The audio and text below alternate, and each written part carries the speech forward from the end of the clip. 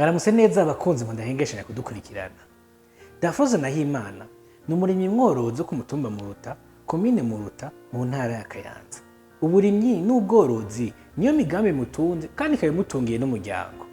Naho muri kino gihe arakarero keza kuri benshi, urugendo rw'iterambere rwiwe rufise aho rwavuye kandi ntigoroshe. Je muri rusangi nari umuntu wo ngaho. Je n'ahantu hari abantu sinashaka kuhaja kwera. Mugabo rero haza umugambi witwa dutabarane.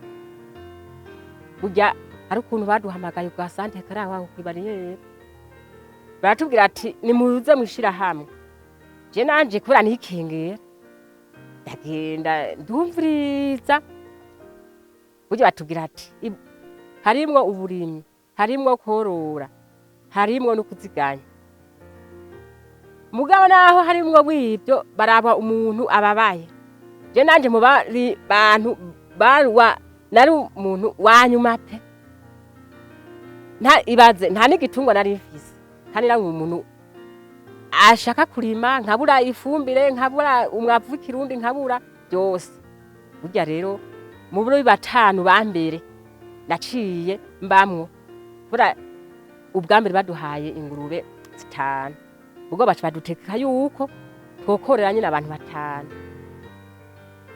Ibyaye nturaba yuko ibyaye 5 ngo ucuzigume. Oya. Tanga nawe ibyiwawe biri nyuma. Je byukuri ingurube 5 nacinda zokora. Burya rero candiha ingingo ati jewe kuva aho nabereye ahantu nyene ndahantu ntinyegeze. Reka ngende mwishira hamwe. Mwishira hamwe ngiye n'ukuri.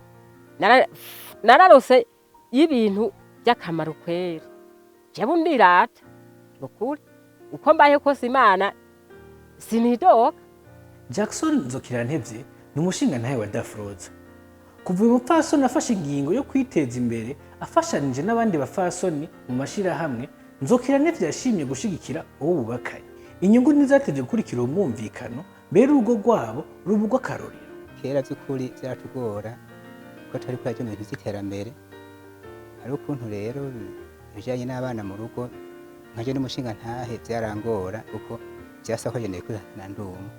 Mugore yamaze kujijuka akaja mu bintu bijanye n'ivy'iterambere. Hama rero hari ukuntu yaje mu ishira hamwe akagira akantu akuyeyo akaca afasha muri tumwe ari nk'ikaramu y'abana cyangwa sabune bimwe akabimfashamo ko naho je ntoba ndi hafi y'urugo we ibiri mu rugo arabikurikirana. Hama rero yoshiramo rero amaze kuginjiramo yaramuhaye ingurube arokorera abandi amaze kubokorera cyazatanye kuze arabahimiza bereka kwiterambere ari giza mu rugo. Twe mu rugo bimeze neza inyuma y'iyo ngurube twara nyene byagumye biduga ure tugeze ku rwego rw'inka. Ibikorwa Dafroze arangura ikibano kirabishingira intahe.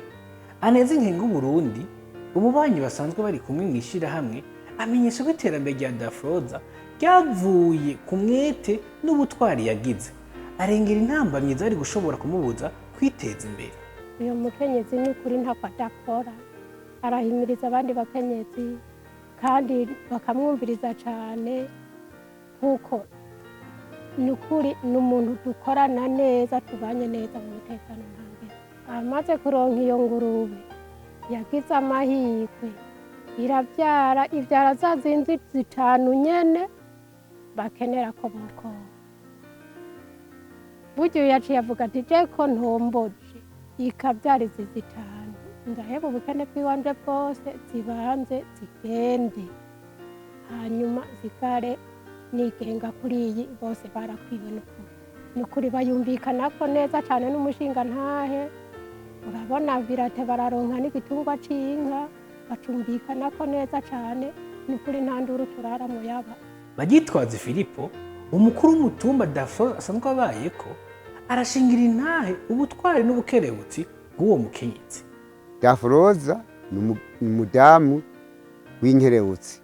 Mu yandi majambo novuga acangamutse kandi ni umuntu atogereranywa n'abadamu ba kino gihe. Niwe ajejwe ingo n'imiryango ndetse kuri mutumba. Nk'abagore canke abagabo barya bavuga ngo zirara zirasha bwaca zikazima aza mu ba mbere bo kuzima. munywanyi aho uherereye abakenyezi baba boroherezwa mu yabo y'imigambi y'iterambere. Icyumviro cyawe kirahawe ikaze gicushikije muri komantere.